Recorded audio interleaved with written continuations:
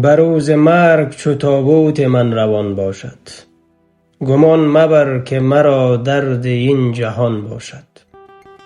برای من مگیری و مگو دریغ دریغ، به دوغ دیو در افتی دریغ آن باشد. جنازم چو ببینی مگو فراق فراق، مرا وصال و ملاقات آن زمان باشد.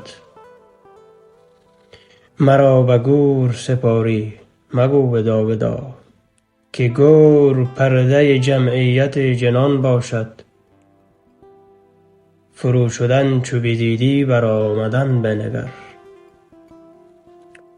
فرو شدن چو بدیدی برآمدن بنگر. غروب شمس و قمر را چرا زیان باشد؟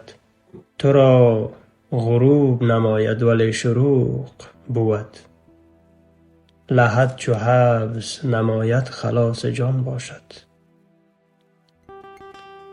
کدام دانه فرو رفت در زمین که نرست؟ کدام دانه فرو رفت در زمین که نرست؟ چرا به دانه انسانت این گمان باشد؟ کدام دلو فرو رفت و پور برون نآمد؟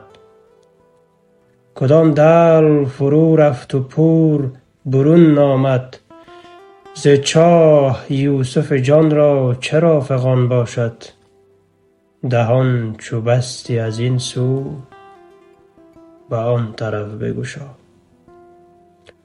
دهان چو بستی از این سو به آن طرف بگشا، که هیاهوی تو در جو لامکان باشد.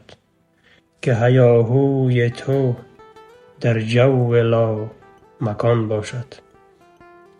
مرگ از دید مولانای بزرگ نابودی نیست، بلکه تولد دوباره، رهایی از قفس جسم و راه دیدار پروردگار است.